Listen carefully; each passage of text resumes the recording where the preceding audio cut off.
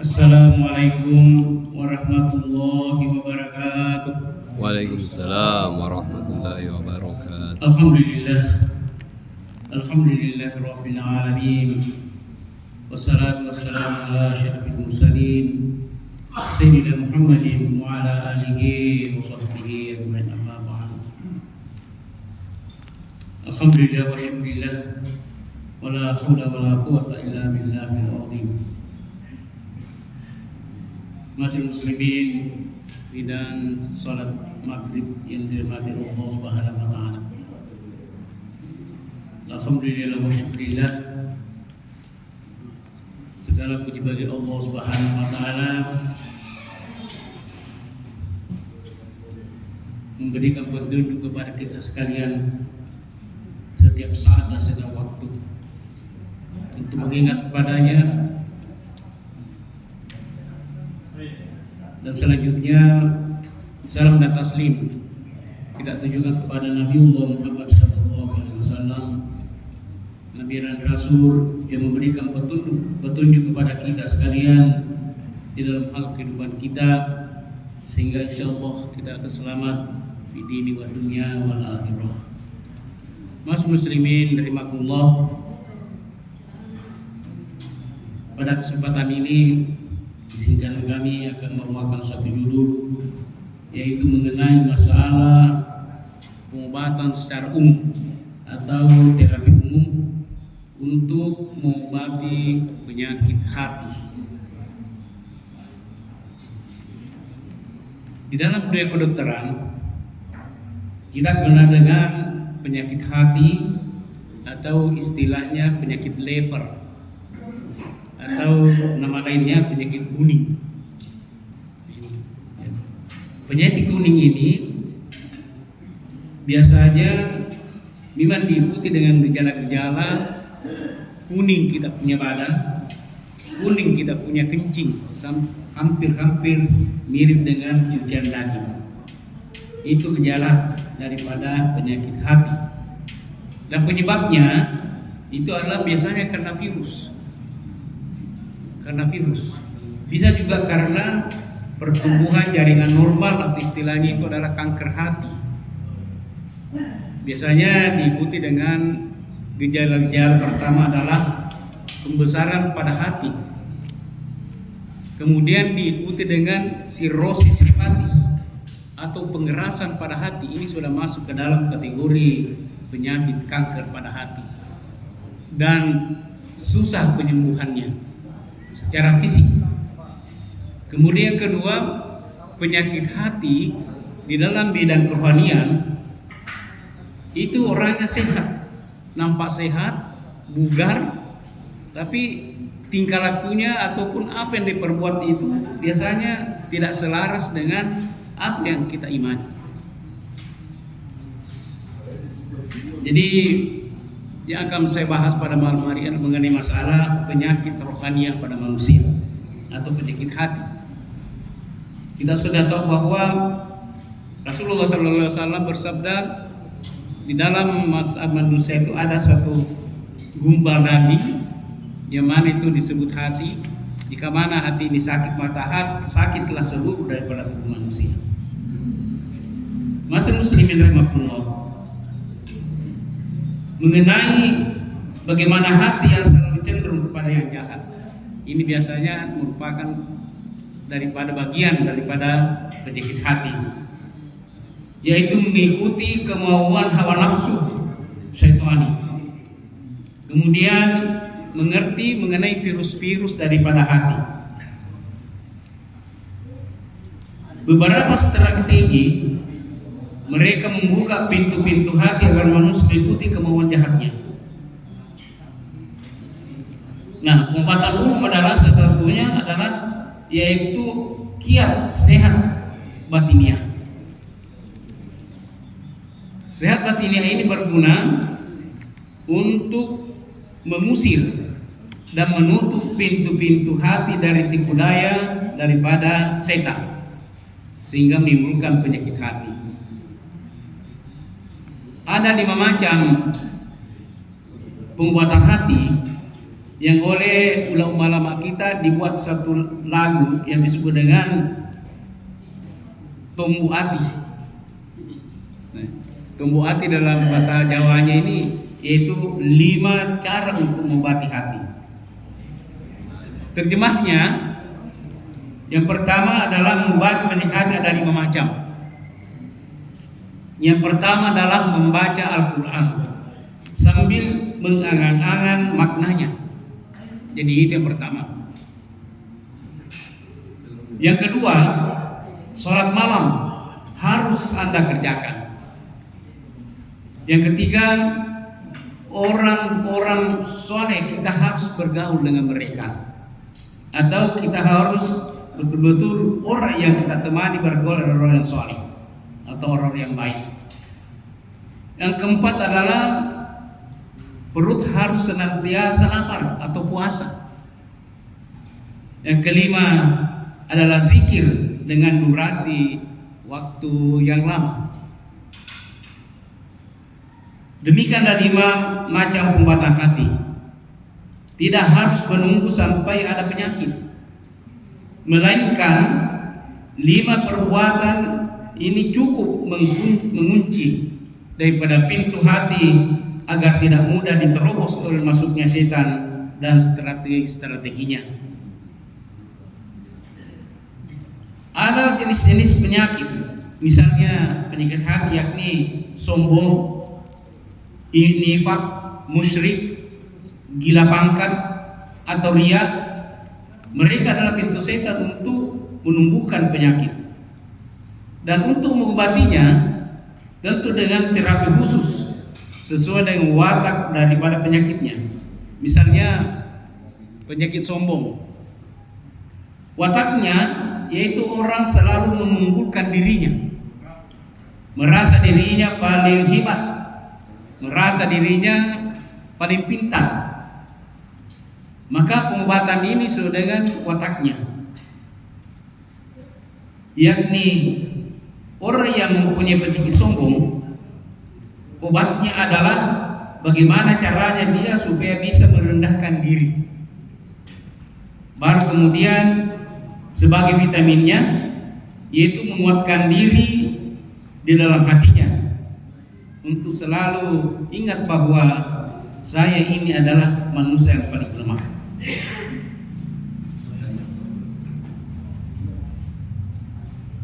Kemudian hati ibarat cermin, dia bisa kurang karena kotoran. Hati ibarat besi, dia pun bisa berkarat dan mengotori dasar-dasar hati. Adapun alat pembersihnya yaitu 5 tadi. Rasulullah SAW bersabda, "Innal quluba yasda'u kama yasda'ul hadid." Wa qila ya Rasulullah, wa ma ja'alaha? Faqala tilawatul Qur'ani wa zikrul maut. Sesungguhnya hati itu bisa berkarat seperti besi. Kemudian Rasulullah SAW ditanya, lalu apa yang bisa untuk membersihkannya ya Rasulullah? Rasulullah SAW bersabda, yaitu dengan membaca Al-Quran dan ingat terhadap kematian. Jadi untuk mengobati ini, membersihkan daripada hati dari karatan-karatan, Rasulullah SAW bersabda ada 2, yaitu pertama membaca Al-Quran, yang kedua adalah ingat terhadap kematian. Riwayat Imam Bukhari. Kemudian sabda Rasulullah SAW mengatakan, hati ada 4 jenis. Yang pertama hati yang terang seperti lampu, itulah hatinya orang mukmin.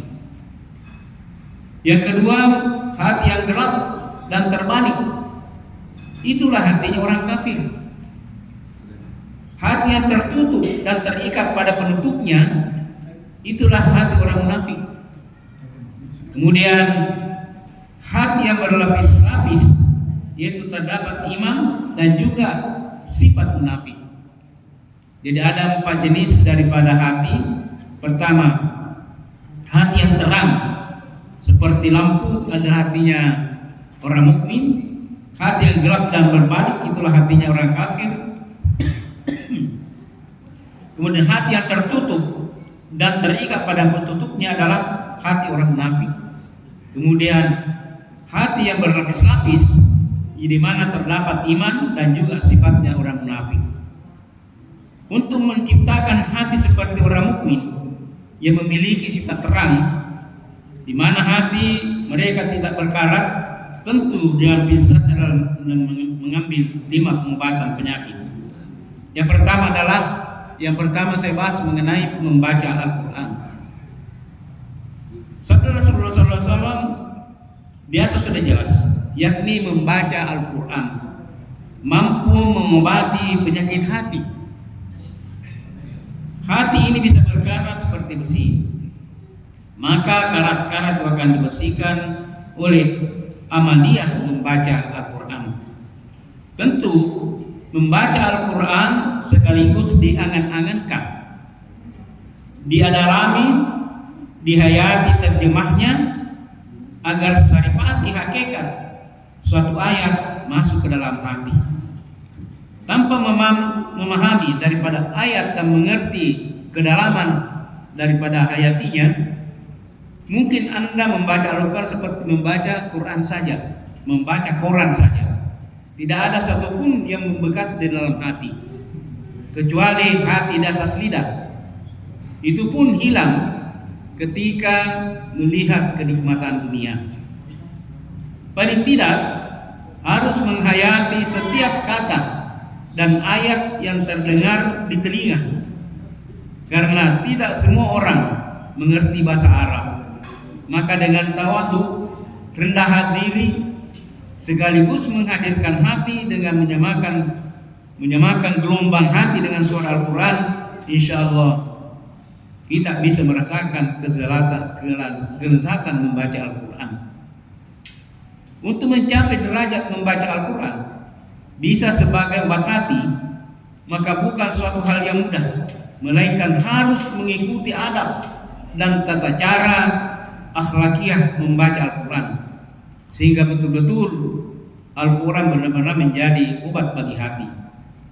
Allah Subhanahu wa taala berfirman, Ya ayyuhan nas qad ja'akum mau'izatun min rabbikum wa shifaa'un lima fis sudur wa hudan wa rahmatul lil mu'minin.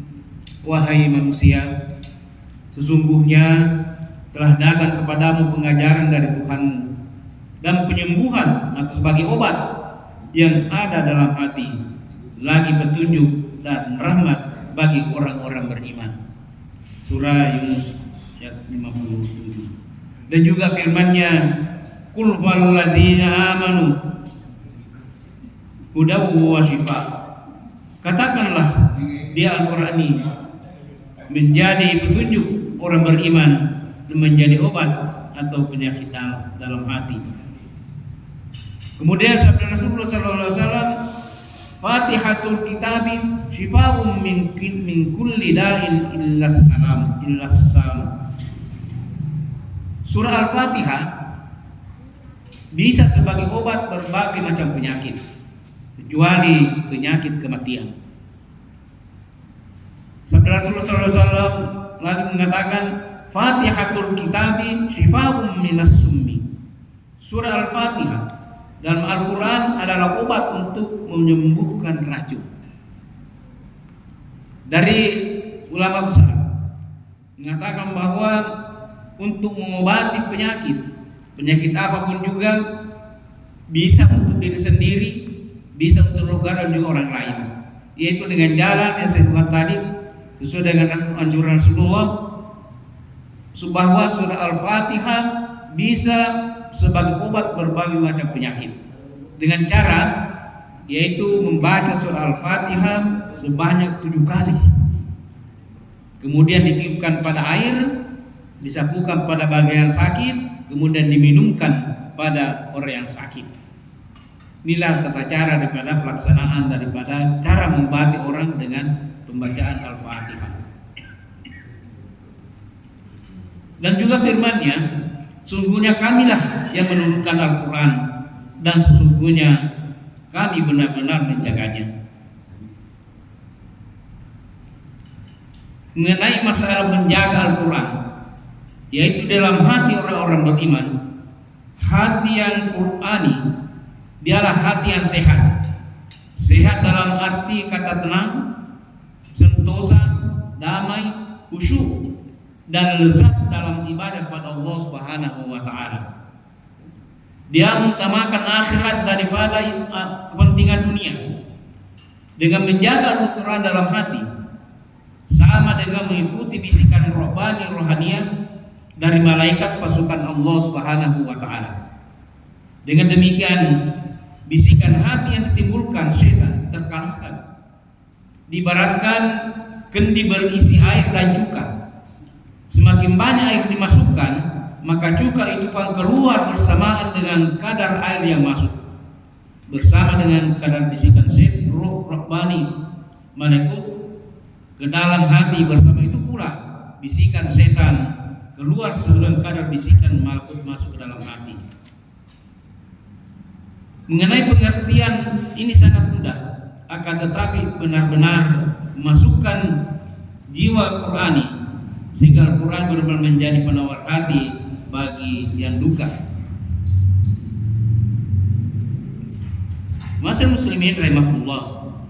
Selanjutnya mengenai masalah mengikuti petunjuk sekaliber Imam Ghazali Hidyatul Islam, insyaallah karat-karat dalam hati segera bersih, dan akhirnya betul-betul Al-Quran menjadi obat penyakit hati, sebagaimana sabda Rasulullah SAW sebelumnya. Kemudian selanjutnya adalah mengenai bagaimana sopan santun membaca Al-Quran. Inilah barangkali yang perlu kita perhatikan. Menurut Imam Ghazali dalam Ihya Ulumuddin, sopan santun lahiriah membaca Al-Quran ada 10 macam.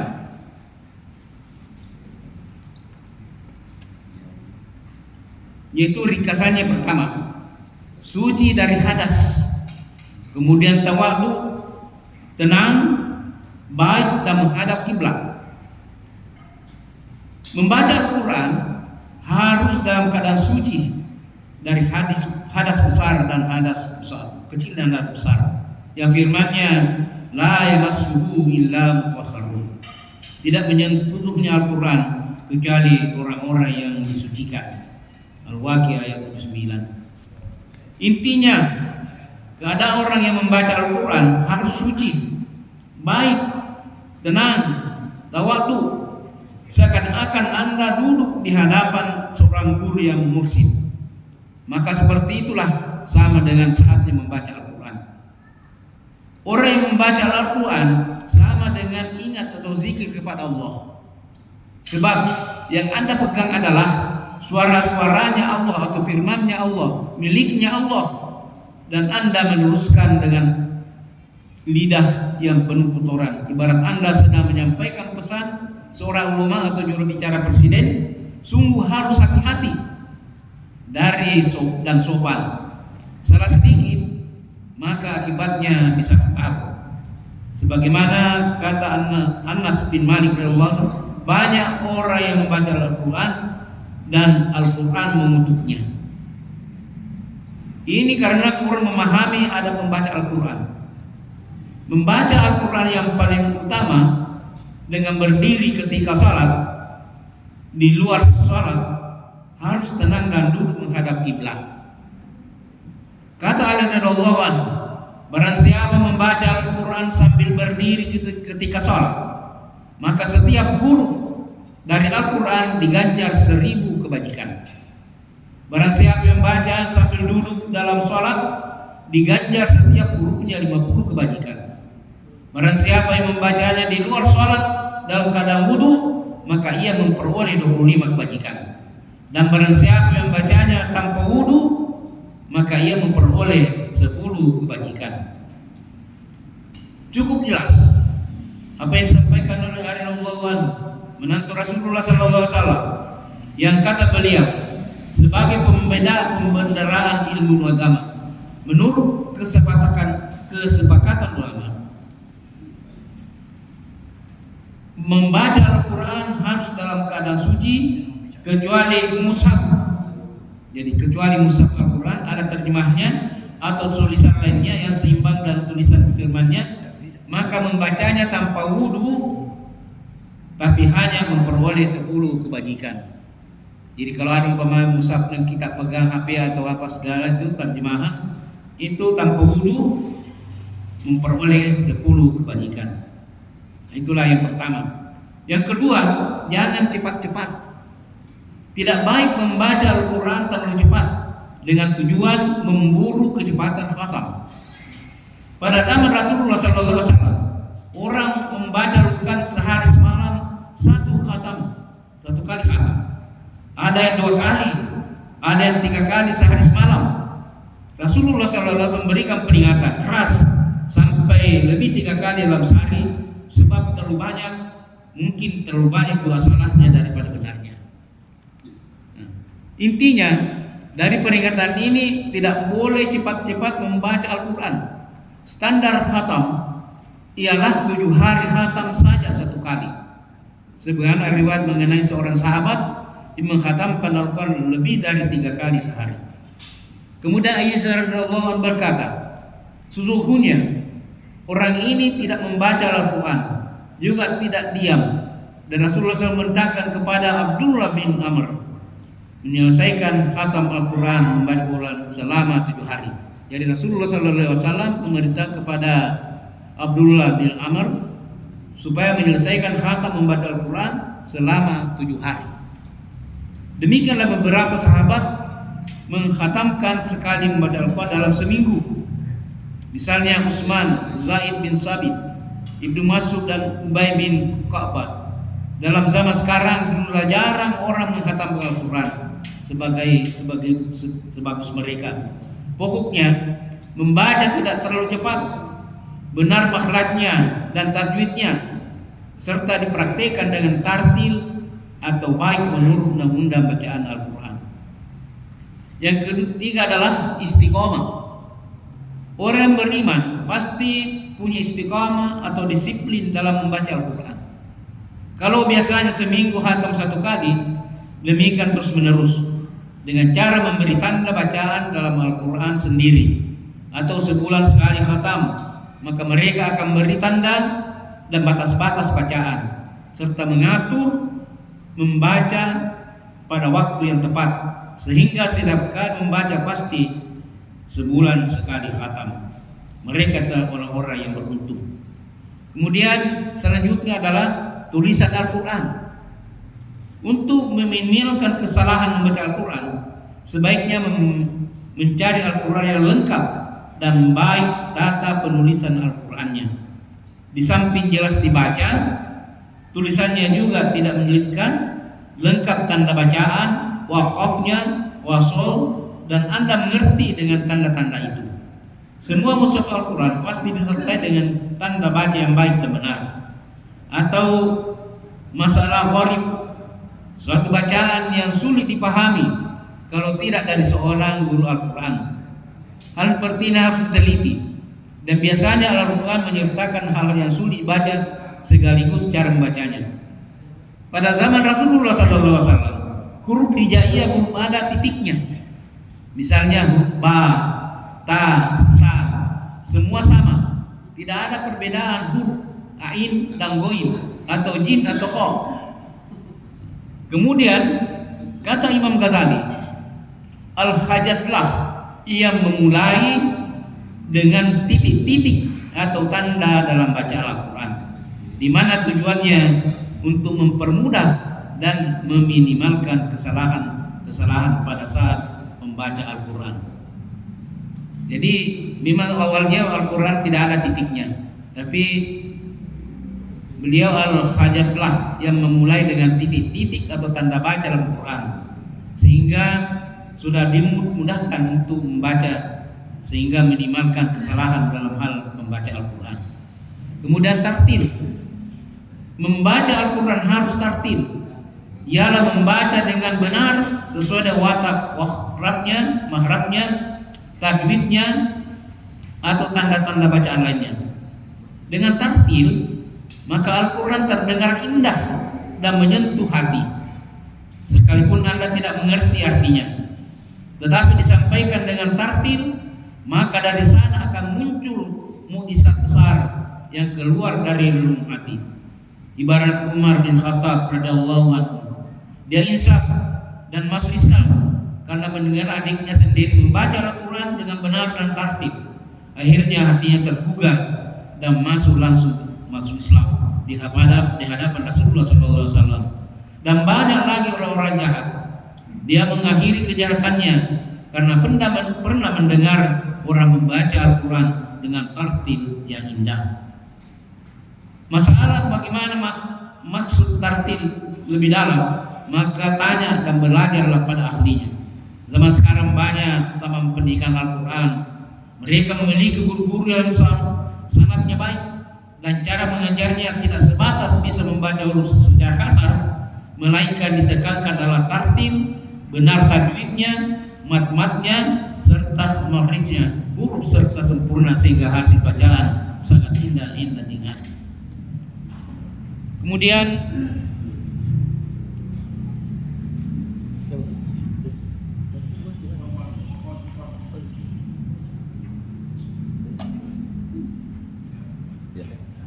cek.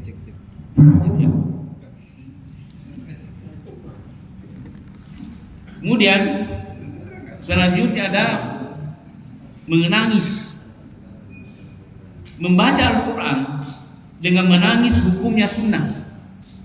Nah, jadi ini kalau orang membaca Al-Quran dengan khusyuk, maka membaca Al-Quran dan menangis hukumnya sunnah, dengan tujuan mengambil pengaruh dari Al-Quran, dan Anda sedih dan menangis karena pengaruh itu.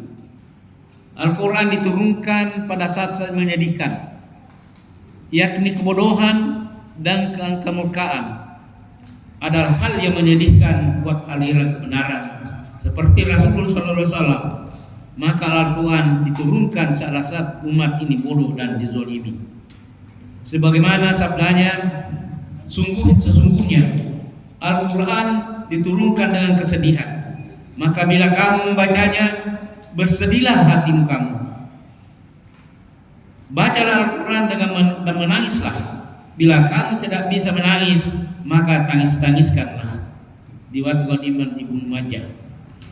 Menangis merupakan ungkapan penyesalan diri, kotornya dan rendahnya diri ketika memegang dan membaca Al-Quran yang penuh peringatan lunak terhadap rotoknya hati perkara. Karena tidak mampu kita, dan maka tangis-tangiskanlah. Pengalaman Shalih bin Mari, dia berkata, saya pernah membaca Al-Quran di hadapan Rasulullah SAW dalam mimpi. Beliau bersabda, wahai Shalih, bacaan ini mana tangisannya? Orang menangis ketika membaca Al-Quran tentu berasal dari kemurnian hatinya, dari ancaman dan siksaan yang tertera dalam Al-Quran.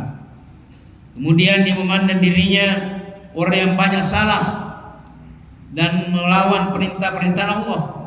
Sebab Allah kini seakan-akan berbicara terhadap dirinya sendiri, maka tidaklah akan menangis kecuali mereka memiliki hati yang jernih. Kemudian selanjutnya adalah menunaikan hak-hak ayat. Hak ayat ialah terletak pada sajadah, pada ayat sajadah. Maksudnya ketika sampai membaca ayat sajadah, maka diwajibkan untuk sujud tilawah. Kemudian berdoa dengan artinya, wahai Tuhan Tuhan kami, jadikanlah saya termasuk orang-orang yang ahli di sujud di hadapan Zat-Mu, di mana mereka selalu mensucikan Engkau dengan memujimu. Dan saya berlindung kepadamu agar tidak termasuk golongan yang sombong dan terhadap perintahmu, atau sombong terhadap kekasih-kasihmu. Kemudian tawadhu. Hendaknya mulai membaca Al-Quran diawali dengan ta'awuz atau ta'awuzu. Misalnya membaca a'udzubillahi minasyaitonirrajim. Jadi sebelum kita membaca Al-Quran, Kita baca dulu auzubillahi minasyaitonirrajim. Aku berlindung kepada Allah dari godaan setan yang terkutuk. Kemudian membaca basmalah dan membaca Al-Quran. Atau terlebih dahulu membaca surah Qul a'udzu birabbin nas, baru membaca Al-Fatihah. Kemudian membaca surah Al-Quran yang lainnya. Dan setelah selesai membaca Al-Quran, ucapkanlah shadaqallahul adzim.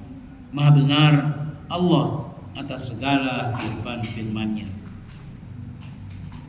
Kemudian selanjutnya dengan suara yang jelas. Nah, ini. Membaca Al-Quran tidak boleh terlalu lirih atau tidak jelas sehingga maharatnya rusak, melainkan harus keras, minimal telinganya sendiri mendengar dengan jelas dan benar.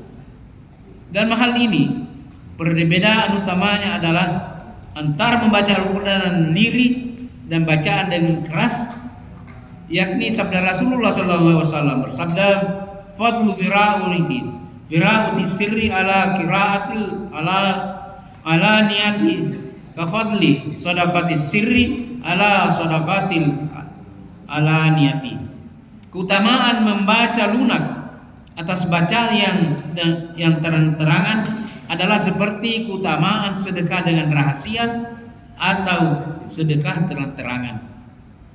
Atau sabda beliau, ajharu bil Qur'ani kal jahiri bis sadaqati wal musarri bihi kal musirri bis sadaqah. Orang yang mengeraskan baca Al-Quran adalah orang seperti terang-terangan dengan bersedekah, dan orang yang merahasiakan bacaan adalah seperti orang yang merahasiakan sedekahnya. Dianukan oleh Imam Abu Daud dan Imam Tirmizi. Kemudian selanjutnya adalah mengenai masalah memperindah baca Al-Quran. Orang membaca Al-Quran dengan takdir dan benar sama dengan memperindah baca Al-Quran. Rasulullah SAW menganjurkan menghias bacaan Al-Quran dengan suara. Artinya seorang boleh melakukan Al-Quran memperpanjang asal sesuai dengan undang-undang ahli qori, tidak menyalahi tajwid atau makhrajnya, dan tujuan mereka hanya memperindah merdu bacaan Al-Quran. Dengan memperindah suara dalam baca Al-Quran, hati mudah tergugah dan tertarik sehingga ikut hanyut dalam setiap firman-firman-Nya. Lihatlah sabda Rasulullah SAW, senam dibacakan Al-Quran untuknya dari orang lain yang suaranya merdu. Riwayat diriwayatkan bahwa Rasulullah SAW memerintah kepada Abu Mas'ud demikian, bacakanlah Al-Quran untukku. Ibnu Mas'ud berkata, ya Rasul, saya membacakan untuk Tuhan, sedangkan Al-Quran diturunkan kepada Tuhan. Kemudian beliau sallallahu alaihi wasallam bersabda, sesungguhnya aku senang mendengar dari selain aku. Maka Ibnu Mas'ud langsung membacakannya. Ternyata kedua mata beliau berlinang air mata. Jadi terang sekali bahwa sabda Rasulullah SAW, hiasilah dengan suara-suaramu, sehingga orang yang tertarik mendengarkannya, sehingga memperindah suaranya, sehingga ada yang tertarik dan juga bisa masuk dalam hatinya untuk membersihkan daripada dosa yang ada di dalamnya. Rasulullah SAW bersabda juga, bukan golongan kami orang-orang yang tidak melakukan Al-Quran. Maksudnya melakukan Al-Quran ialah mengulang-ulang bacaannya, memperbaiki, mentartilkan, atau melakukan itu sendiri sesuai pengertian ahli bahasa. Yang penting tidak menyalahi aturan bacaan Al-Quran. Hal seperti inilah yang menjadikan Al-Quran sebagai obat. Dari segi penyampaian lahiriah, memang bisa menjadi musik sebagai obat karena dengan irama yang merdu. Akan tetapi Al-Quran lain, sebab dia bukan obat secara lahiriah, justru secara jahiliyah. Banyak orang tidak berobat dengan Al-Quran, melainkan Al-Quran secara batiniah. Dan sopan santun di atasnya adalah tata cara lahiriah demi menarik hakikat batiniah Al-Quran serta memperoleh ketenangan dan juga kesejukan hati dengan membaca Al-Quran. Saya kira demikianlah apa yang perlu saya sampaikan, sehingga benar-benar di dalam membaca Al-Quran supaya kita betul-betul mengerti dia punya syarat-syaratnya, yaitu pertama mengenai sopan santunnya, suci dari hadas, tawadhu, baik, kemudian menghadap kiblat, kemudian jangan membaca Al-Quran dengan cepat-cepat sesuai dengan standarnya, yaitu khatam 7 hari 1 kali khatam. Kemudian istiqamah, yaitu selalu disiplin selalu membaca Al-Quran sesuai dengan bacaan dan tanda-tandanya. Kemudian tulisan Al-Quran harus betul-betul sesuai dengan makhrajnya, dan juga mengenai masalah Al-Quran yang ada artinya itu perlu dibaca dengan pahala 10 kali lipat. Kemudian tartil, yaitu membaca Al-Quran sesuai dengan tajwidnya, makhrajnya, dan juga tanda-tanda baca lainnya, sehingga kita membaca Al-Quran betul-betul kita hayati dalam diri kita, sehingga menjadi obat bagi kita sekalian mengenai penyakit hati yang kita derita. Kemudian hal yang lain adalah bagaimana caranya kita menangis pada saat kita membaca Al-Quran, dan ini merupakan sunnah Rasulullah SAW. Juga mengenai masalah menunaikan hak-hak ayat. Jika mana ada ayat mengenai sajadah, maka kita harus sujud tilawah. Ini ada 14 ayat dalam Al-Quran mengenai perintah untuk sujud tilawah. Kemudian tawadhu. Kemudian sebelum kita membaca Al-Quran, dianjurkan untuk membaca A'udzubillahi minasyaitonirrajim. Kemudian setelah membaca Al-Quran, membaca Shadaqallahul Adzim. Kemudian kita membaca dengan suara yang keras sehingga jelas kedengarannya, sehingga kita bisa memperbaiki di kemana kesalahan dalam masalah tajwid, bacaan dan makhrajnya. Dan rumah yang paling jelek sama dengan kuburan adalah rumah yang tidak pernah mendengarkan bacaan Al-Quran di dalam rumahnya. Itu adalah rumah sama dengan kuburan. Tidak pernah ada orang mengaji di dalam rumahnya, bacaan apapun di Al-Quran, sehingga dengan membaca Al-Quran setiap malam di dalam rumah, bacaan apa saja, insya Allah rumah kita akan disirami dengan kalimat-kalimat Allah Subhanahu wa Ta'ala. Inilah pentingnya membaca Al-Quran dimanapun kita berada, di mana saja ada waktu dan ruang, sehingga insya Allah hati-hati kita akan bisa tenang. Ala bizikrillahi tatma'innul qulub, sehingga kemana kita membaca Al-Quran dan ingat kepada Allah, insya Allah hati kita akan menjadi tenang. Demikianlah, mudah-mudahan ada manfaatnya. Mohon dimaafkan ibadah kekurangan. Billahi taufiq inayah. Assalamualaikum warahmatullahi wabarakatuh.